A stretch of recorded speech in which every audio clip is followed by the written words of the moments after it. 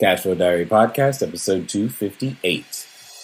Welcome to yet another exciting episode of the CashFlow Diary Podcast, the podcast that teaches you insider tips, tactics, and strategies for creating leverage streams of cash flow into your life. Learn from top-performing entrepreneurs, business owners, investors, and thought leaders from across the globe as they share their secrets to success. Like what you learn on this and other CashFlow Diary podcast episodes? Go to learninvestingnow.com and sign up to receive powerful tips and information that will help you succeed as an entrepreneur and investor.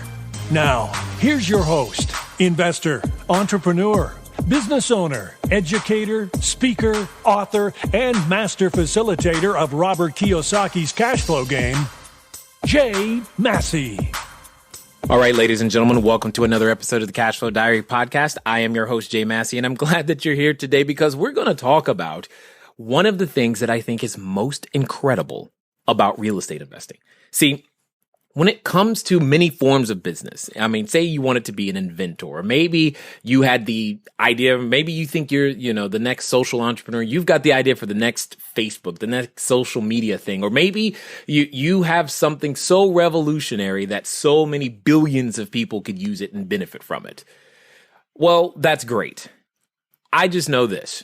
I wasn't gifted with any of those types of talents. And one of the great things about real estate is that it's accessible to everyone. And I mean everyone. And all you have to do is begin to recognize opportunity. And oftentimes opportunity can be right in front of your face. And until you're trained to recognize it, you just might not know that it was there.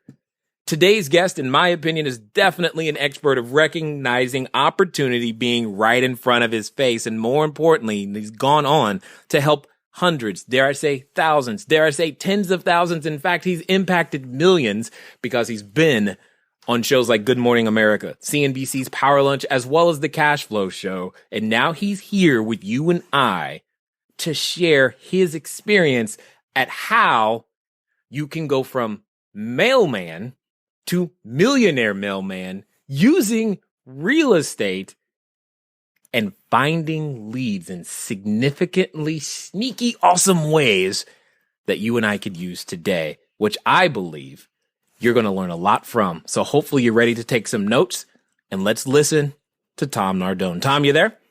I'm here, Jay. How are you today, sir? I'm doing awesome, and thanks for having me on your show today. I'm glad that you are here. You actually live in one of those few places where the weather can compete with Southern California out there in Florida. So I'm guessing you're enjoying winter at a nice 70 degrees? Closer to 80 today around Fort Lauderdale. But yes, it's nice and tropical here today.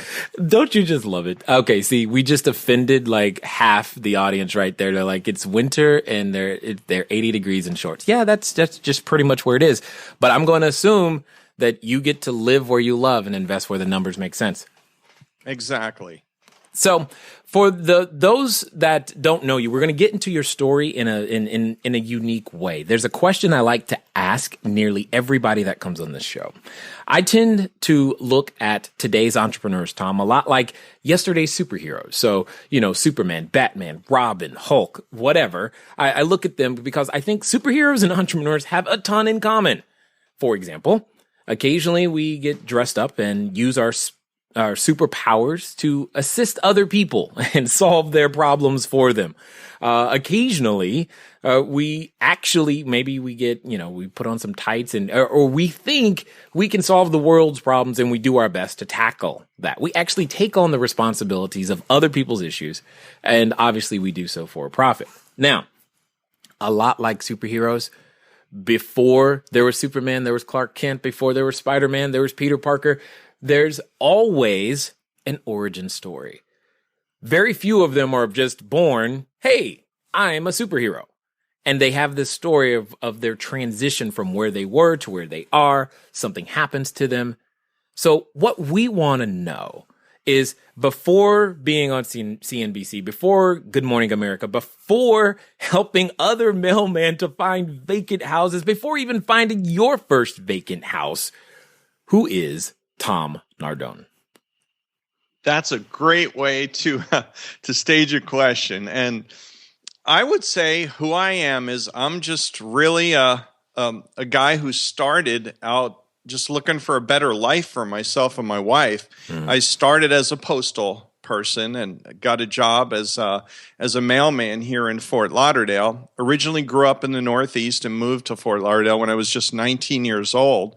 But after I met my wife at the post office, she kind of had an ideal of a lifestyle for us as a couple that was much better than just simply a government paycheck, although that wasn't bad when, you're just getting started in a marriage. But nonetheless, what I soon realized once I got into real estate was that I had all these neighborhoods that I either walk around or drive around from day to day, and I just would see houses all day long. So I guess, fortunately for me, back in the 80s, there was a bunch of no money down gurus that would kind of blow through Florida and Orlando and all these seminar towns. And I was lucky that I hooked up with a couple of good mentors that were really good and they were honest, and they showed me what I had available every day on my job. And that was that I would be able to see these houses, and they taught me how to look for the opportunities, and I took it from there. And I think that is the crux of what I wanted you to say, because you said, a number of things that I think are great. First of all, for most of us, I think it's usually the promptings from someone else, in this case, your wife. Hey, honey, it'd be really nice if we had these things. They always seem to have a better vision for our lives than we do, but, maybe that's just a wifely gift or something that they've got going on. But you said something that I thought was interesting. You said a good mentor and showed you what you had already in front of you. Can you expound on those two things for me? Yeah, it was a couple of guys. Actually, one of my mentors was a guy named Jack Miller who died about 7 years ago. Oh, wow. Okay, cool. Yeah, yeah. Jack's old school, guys. If you don't know, I mean, we're talking, think pre-internet, but good. Very much so. Well, Jack was a guy who very much believed about, buying direct from sellers and doing your own door-to-door marketing. And it might be hard for a lot of real estate marketers to envision this today, but he used to just go into neighborhoods he liked and just bang on doors and say, hey, you want to sell your house? Well, how my situation was similar to his was back in the 80s. And remember, like you said, that's pre-internet. But yes. my concept still works today if you have connections with postal employees, is back in the 80s, we had a little bit of a real estate crisis, which was the savings and loan crisis. If you remember that back in the 80s, it was sort of like a miniature version of what we just went through here 5 years ago. So as a mail carrier, I'd be delivering mail door to door, and I'd see certified letters that I would get from mortgage companies. So I would see a certified letter, and my job as the mail carrier was to go up to the guy's door, knock on the door, and speak to the borrower right in the face and get him to sign for the letter. And many a times I'd have that letter, and it would have the mortgage company's name, and the owner of the home would look at it and he'd go, oh my gosh, I got to get rid of this house. Do you know anybody who wants to buy it? And I'd be standing there in my mail uniform, and I'd be like, yeah, me. Just let me go home and get in my civilian clothes, right? And I'll come back and let's talk about it. But when you think about that, when a bank sends out a certified letter to a borrower who is in default, it's before the lis pendens is filed. It's before a notice of default is filed. So it's like I had the unfair advantage over all the investors. As a mailman, I would know when a house had the actual foreclosure case filed against it. Why? Because I would see all these other investors, suddenly they pick up, their lis pendens list or wherever they get their data from, and suddenly they're sending, I buy houses cash. But I didn't have to compete with them because I knew the default was happening before it actually was taking place. Now, just so that we can keep everybody on the same page, I'm very well familiar with what you're referring to when you say Liz pendants or notice of default. But for those who may not have heard either of those terms before, can you expound a little bit or just teach us a little bit what those mean? And then I'll expound on why that was so crucial and important. Sure, sure. Well, those two phrases kind of come from the type of state that you live in. For the most part of it, there's two types of debt instruments out there, or two types of mortgages, if you want to call it that. There's deeds of trust, and then there's mortgages, and therefore there's trust deed states, and there's mortgage states. And usually one of the first things that gets filed as a notice against that property legally on the public records is a notice of default if you're in a trust deed state, or a Liz pendens if you live in a mortgage state. That's the first official notice that gets filed, telling that property owner and anybody else who wants to look it up on public record that there's a legal action going on with that property. And correct me if I'm wrong. Basically, what you're saying, and this is one of the reasons I did like probates for a while, because I liked them, because I could have what I termed first mover's advantage, in that the only other person or entity at the moment you are delivering that letter that knows this is going on, for the most part, again, especially pre-internet, the only other person that knew was the lender. Correct. And so it was you, the lender, and now the homeowner. That's it. Exactly. Oh, dude, that's just so sweet. Now, you've got to tell us, can this, what you're talking about, still happen today? Oh, absolutely. And what it boils down to was, eventually, like when I got started, I was 19 years old. And my entire career with the post office lasted till I was about 35 years old, which is when I decided to up and leave. And when I decided to up and leave, I had a simple goal over that 16 years to buy just 2 rental properties a year. In fact, Jay, I kind of tell people that I sort of got started backwards in this business. And I say backwards because most people typically start out by buying and selling to generate chunks of cash.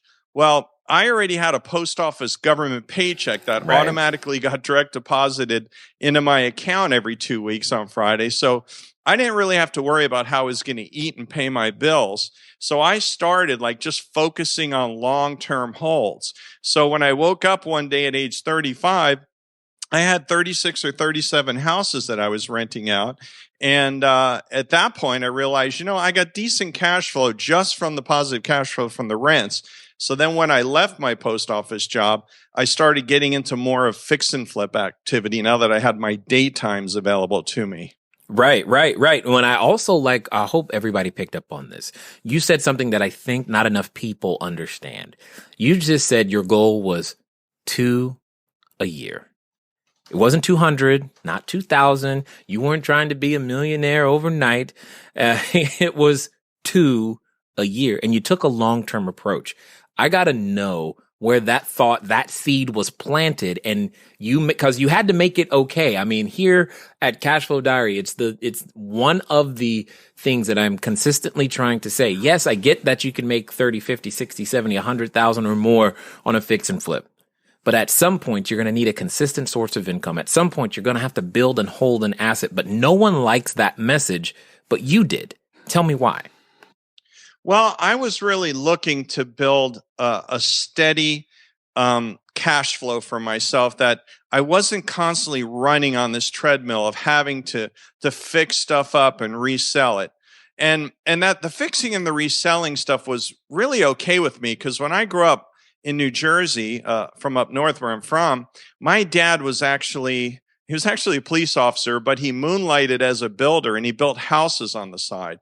So since I was a little kid, okay, this is getting really strange right there. Okay, hold on. I know it's weird, but like a lot of cops and firemen and mailmen, they usually moonlight doing something else. So yeah, but I've never heard moonlighting as a builder. That one is new. So okay, yeah, I get it though. But the point is that from when I was a little kid, he would take me on these construction jobs. So I got to see how houses get nailed together. And then when I saw the whole fix and flip thing, I was like, well, this is not that hard. I mean, it's like paint and carpeting and, whatever else you got to do to it. And at first I started banging the nails myself because, I didn't have the money and, to have a house painted. And if I had to, I was willing to sacrifice it. If I had to bring my uniform to the house and stay up all day rolling out the walls because I had a tenant starting the next morning, I made that sacrifice. But once I started getting enough cash flow that I could just, hire stuff like that done. Now I'm the guy who writes the checks and oversees the work being done. Tom, you keep bringing up words that I think are going to make people just like go, oh God, I got to do that. But I think you're keeping it real at the same time. You said the word sacrifice. No one wants to hear that today. You're supposed to be telling us how we can do this in 15 seconds or less and end up with a banging portfolio and quit our job tomorrow. I'm assuming that's just not been your reality, but over time, you and your students have been able to accomplish this. Is that accurate? That's correct. And in fact, in the big term picture of where the market is today and a great strategy now and how I've even shifted my strategy is I used to have a bunch of rental properties that were, $300,000 houses with $150,000 or $200,000 mortgages on them. And maybe that's not so strange in California where the prices are. No, those are actually called condos, not houses. That's a condo or a townhouse or something, I'm sure. No. It's definitely not a townhouse. It is definitely a condo. Okay. All right. Well, I guess that, in fact, it's funny you mentioned I'm actually jumping on a plane tomorrow morning to L.A., so I'll be in L.A. tomorrow afternoon. But here in Florida, my whole focus has changed to, I just want to do enough buying and selling activity to get a little pile of like $20,000 or $30,000 together in chunks. And every time I do that with my buying and selling activity, I would rather go and buy a low-end piece of junk property, even if it's a mobile home with the land that I can buy for $20,000 or $30,000 and have it free and clear and never have a mortgage company involved in my life. That's where I am today, is I would rather own low-end properties with high cash flow. And I'll give you an example. I just got back yesterday from a house we just bought about 4 or 5 days ago up in a little hick town in North Florida, about 4 hours north of me, close to Daytona Beach. And I'm sure everyone's heard of Daytona Beach. We paid $12,000 for that 3-bedroom cinder block home. It's probably worth about 50 or 60 grand. I got my crew up there right now today, putting about another 5 into it to get it rentable. And I'll have a house that I could rent for about $950 a month when it's done for the rest of my life for like an $18,000 investment all in. Now, where are you going to get that? Well, here's what I do know. I know that if you got to remind me to let everybody know how to get in contact with you, because I know they're going to want to track you down. Now that you've said those types of numbers, but here's the thing. The house in and of itself doesn't create the return. At least that's not been the case for me. I mean, yes, you can buy the house. The house is wonderful, but the management piece, the property itself, just owning the property isn't the end of the story in and of itself. But I think the thing that you have cornered and still have available, which I think is awesome, is that you have this ability to find properties that others probably don't know about or weren't looking, so therefore narrowing the buying pool. How would someone today be able to execute? Because, I can hear the excuse already. Yeah, that's great, Tom. I'm glad that happened for you in 1980. In fact, some of our listeners are going, I wasn't even born yet. Others are like, great, I missed that. I remember that, but I didn't do what Tom did. So it's too late for me. I think the answer is no, they can still get started, but what do they need to do? How do they make it happen? Okay. Excellent question. And here's something that probably you, Jay, or maybe even a lot of your listeners have never heard from any of your guests before. If you start talking to your mail carrier and you're nice to them, okay? Whoa. Hold on.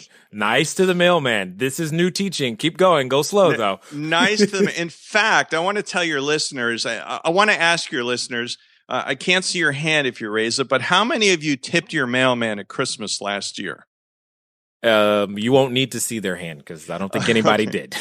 I mean, what I'm saying is be nice to your mailman. Okay, give him $20 at Christmas time in a little card and put your I Buy Houses cash card in there and say, if you come across a rundown vacant property, I want you to call me.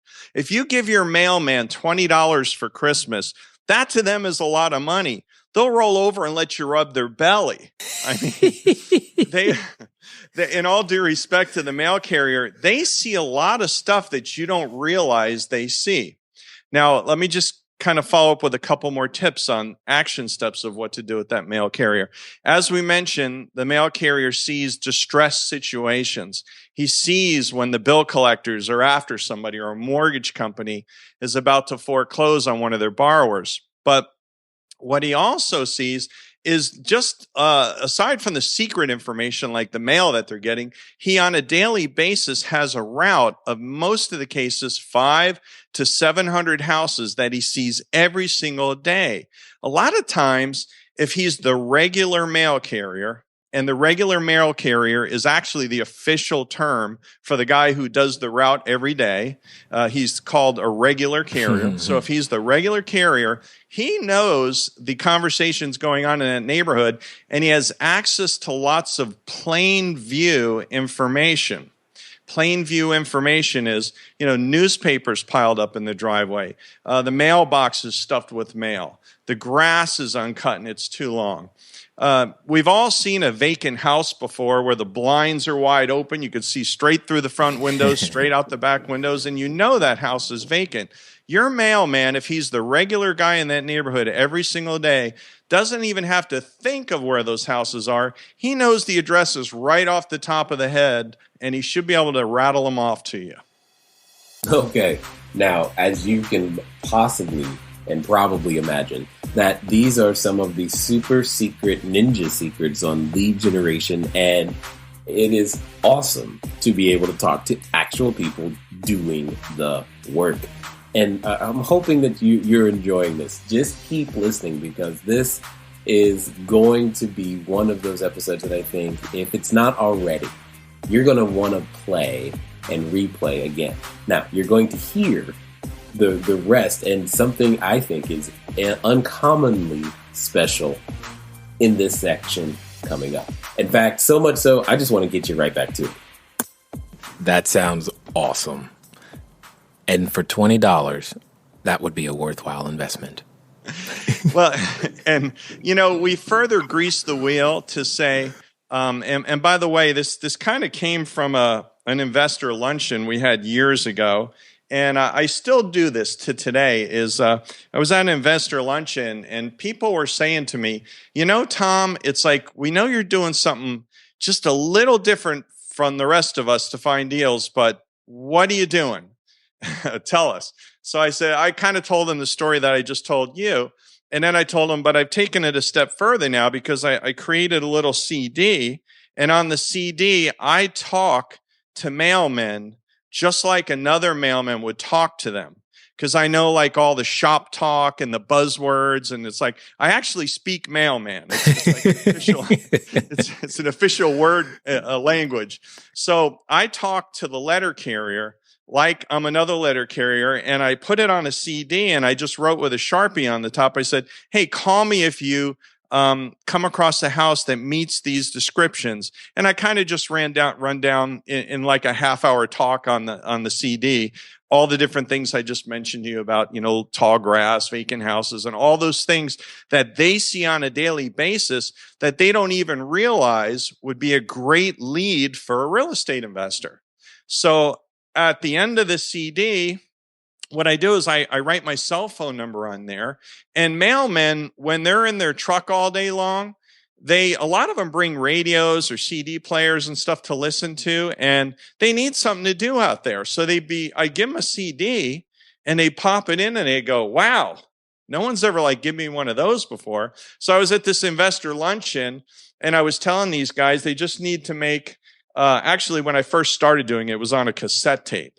So those people who are younger on your show, Jay, they probably won't even know what this is. Right. Yes, I was getting ready to say cassette tapes is what we used to use before CDs, which is what we used to use before the MP3s. So if you can think that far back, great. If not, just it's all good. Just start where you are. It's all good. It's the concept. You can hand them a thumb drive today, which you can buy very affordably, right? Right. Same price. Same price. Twice the storage. Yeah. So nonetheless, I'd give them the CD and I'd talk to them mailman to mailman. And the guys in this luncheon were like, I was telling them, well, go ahead and create your own CD or record your own tape or memory stick or whatever. And they were like, well, we don't know how to do it. Why don't we pay you? You make one for us. So I actually made a few of them and started passing them around. And they were like, wow, this is pretty cool. So the point is, if you take that as an idea, if you just, take even a thumb drive, if you could record on that and something where your mailman could listen to it, at very least, a business card made up saying that, listen, you're a mailman and you see all these things and they're bullet point items, tall grass, all the plain view information, because, mailmen, they probably, a lot of them think, well, there's a line that I don't want to cross as a, government employee giving out too much information. But we know that, public servants like police officers and mailmen, when you go up to them and you ask them for directions, how do I get to 123 Main Street? They're supposed to be kind and help you and help the civilians and give you directions and so forth. So what I do is I keep it to plain view information. I say, do you have any houses on your mail route with really tall grass that are vacant? Because, and I give them my business card and I tell them, when I close the deal, I'll give you $500. And to them, that's a lot of money just for giving out an address. So see, I haven't crossed the line to say who's getting certified letters from mortgage companies, although they do know that. And if they want to offer that, then that's up to them. Okay. I got this. So, but there's a question in the back of my head. Because I like the strategy, but any one normal human, there's only one mailman that I'm going to talk to. How do I? Because with something like this, I'd want to have a relationship. In my head, I'm starting to think, okay, how can I go down to the post office and just talk to all the mail people at once and pass it all? Do I got to buy them lunch? How do I get the entire station on my side? Wow, you asked some really good questions, Jay. And I have a really good answer. And I've never even really let this out before because this is one of my big secrets, but I'm happy to share it with your audience. If you send a postcard to a particular zip code, for instance, I live in a zip code here, which is 33067. Well, every zip code has different mail routes. And I'm just going to pick a number to say the average city might have 25 different mail routes. Depends on the density and so forth. Sure. So that means there's 25 routes in that city. Well, you take the last two numbers of the zip code, which in this case, in my example, would be 67. Well, the first route number, because the routes of those 25 routes I just mentioned are numbered. So the first one is 6701. And then the second route would be 6702. The third route would be 6703, and so on, all the way up to route 6725. So what you can do is you can send a postcard and just simply address it with a postcard, postage stamp on it, to the mail carrier on route 6701. And then that would be like an I Buy Houses Cash postcard. Wow. Did we I think we just gave away a super secret that I know somebody's going to do it, which is great. The point is that was awesome because I can just see that. That in and of itself, that could be your entire lead generation right there is what you're telling me. Yeah. And it's done just with simple postcards and low cost postage. I have never heard that. That is awesome. That is great. You're making me want to suddenly go back to doing single family houses again.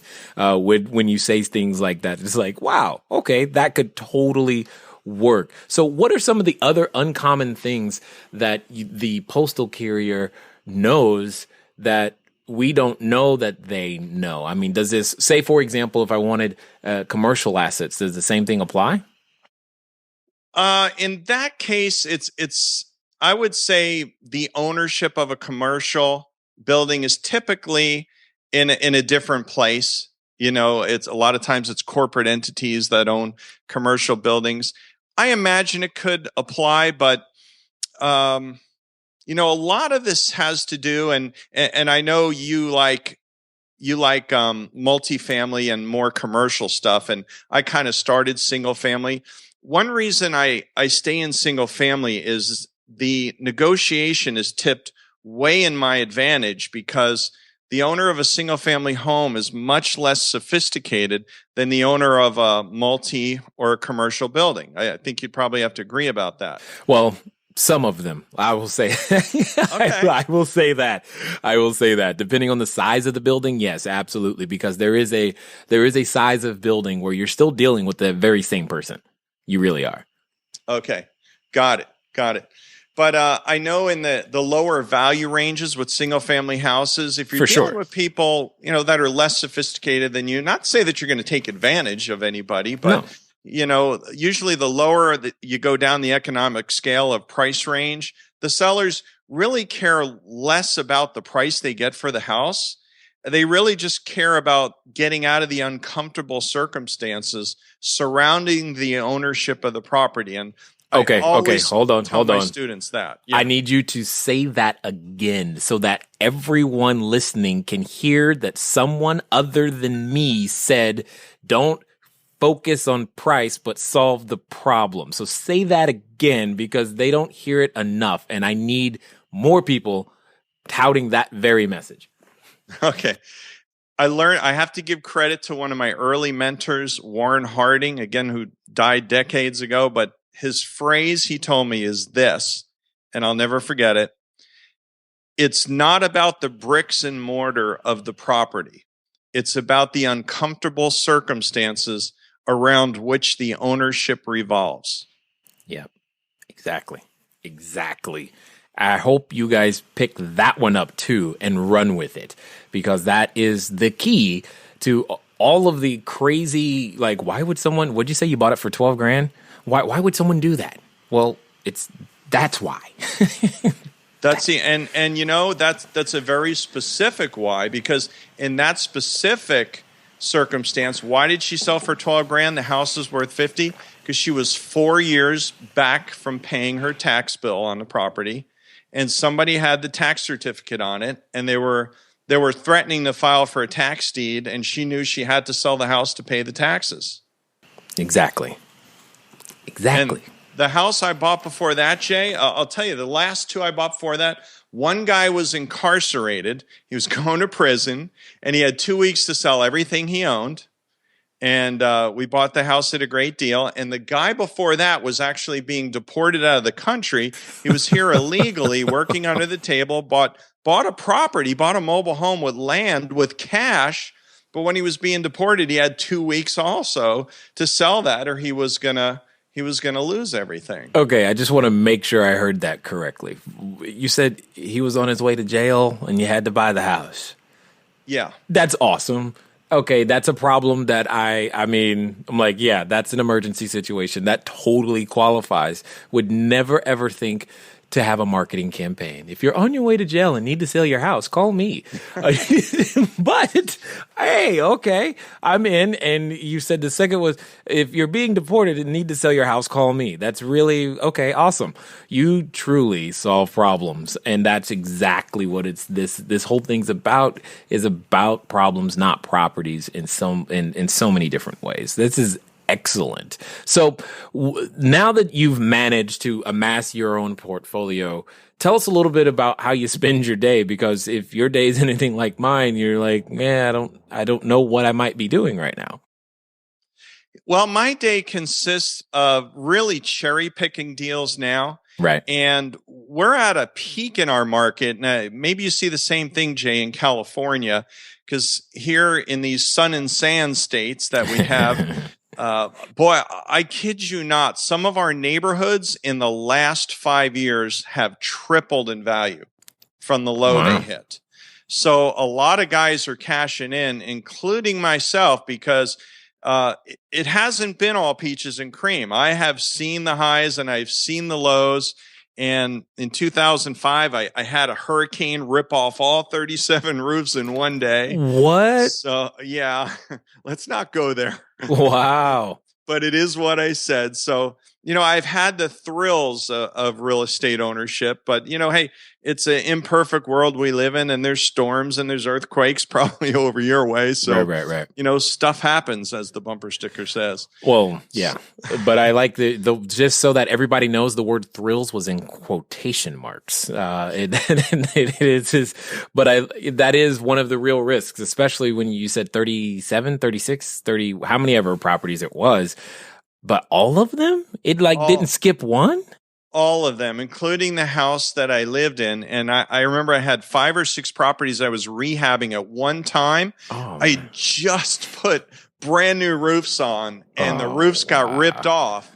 And what was worse than that was there was a shingle shortage in South Florida. Of course. And I had to get on a waiting list for a year to get the roofing material to put, because everybody was in the same situation. There were literally hundreds of thousands of roofs in one single day that suddenly needed to be replaced. So what you're really telling us is, if I'm a roofing contractor, I might want to move to Florida? Yeah. And if you're a buy and hold guy, you might want to move to California. Yeah, well, and again, Midwest. you are definitely highlighting something. People have asked me time and time again, Jay, why don't you do Florida? Why don't you do Florida? I was like, well, the reason I don't do Florida is because I don't want to have to think about hurricanes. That's like the reason. There is yes, I know you have systems. Yes, I get insurance. Yes, I get all that. I choose to intentionally not have to deal with that because I just don't want to. There is no other reason other than that. But yet, here you are, the exact opposite, showing people that, yeah, you can totally deal with it. It's it's not going to be fun, but hey, when you can deal with it, it's okay, no matter what it is. And every place has its problems, wherein you actually have houses for 12 grand. We have closing costs that are 12 grand. So, there's just different things, 6 in one, half dozen in the other. They all have systems that can be dealt with. So if you, let me ask you this. If you had to start over today, would you still do this exact same strategy, or is there something else that you found that's been better in terms of being able to find property? I would do buy and sell, and as I mentioned, create chunks of cash and try to, in maybe twice a year, go out to a place within your state where there's low-cost houses. In fact, I was in California in November. I drove from LA to San Francisco, cut all the way across to Reno, hit Lake Tahoe, and then from Lake Tahoe south, I drove along to Sierra Nevada, and there were all these little towns that I know you could buy houses there. I don't know if I'm going to say 40 or 50,000, but I'm pretty sure it was way under 100. Yeah, you're probably right, okay, if you can find it. Yeah. So if you can go into a city that's just kind of a little country town and you can buy houses for 25 grand or 30 grand, plunk down that cash. If you can get all your money back in cash flow within 2 to 3 years, that's a killer investment. Agreed. And that's what I would focus on is this way, eventually, you'll be able to get off the treadmill of the buying and selling activity. Agreed 100%. So I know right now there's probably more than one person who is eager to follow up with you, find out more about what you've got going on. So tell us how they can track you down. They're ready to stalk you, Tom. So let us know how to do it. Okay. They could, you could visit my website, which is simply millionairemailman.com. And you could fill out a contact form there. Or if you want to email me direct, my email is actually gethugechecks at gmail.com. I like it. I like it a lot. I like it a lot. Okay. So one final question. Let's pretend for a moment that you right now, you're talking to that person, Tom, who's considering, getting their first superhero outfit. They're ready to be that entrepreneur, or at least they think they are. They think, okay, I'm going to do this thing. So they're standing in front of the superhero outfit store. They're picking out their cape. They're going, maybe I want a mask, maybe not. But the thing that's going on in the back of their mind, in the back of their head, is that voice. And Tom, I know you know the voice I'm talking about because you have dealt with that voice. I'm sure when you had 36 roofs get taken off, you were dealing with that voice. You have done battle and you have won with that voice. It's that voice that often says, are you sure you can? Is this really you? I mean, aren't you just a mailman? Who are you to think that you could own all of these hundreds of homes and do this? What would you say to that person who has that voice going on right now? I say, and you probably heard this because it's biblical, is if you start with a mustard seed of faith, that just start with the small amount of faith, but move forward in action. Just try something. If it doesn't work or you find out you're getting resistance, that's okay.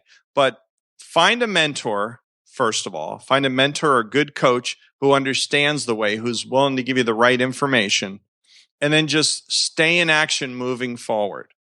And you're going to learn by doing.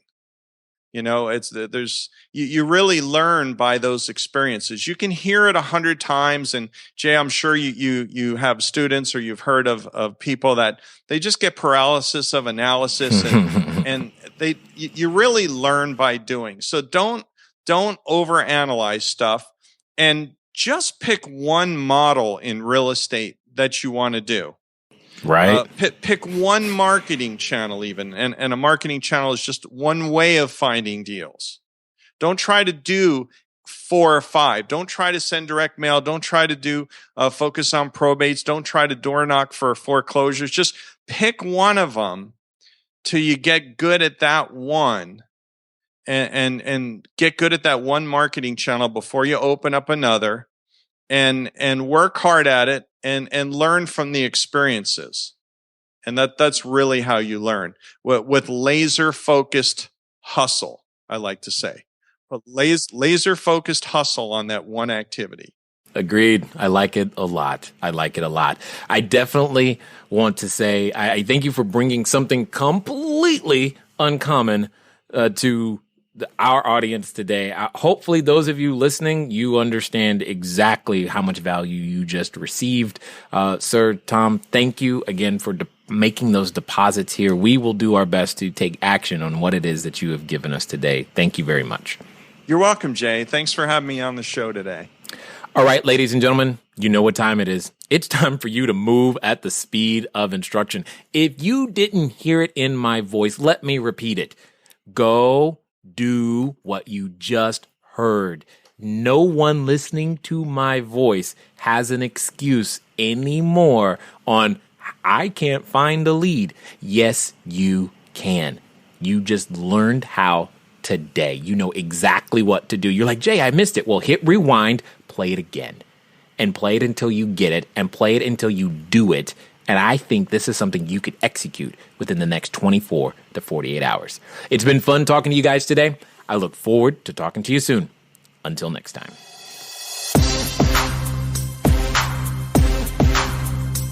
All right, Tom, we're clear. Good stuff. Oh.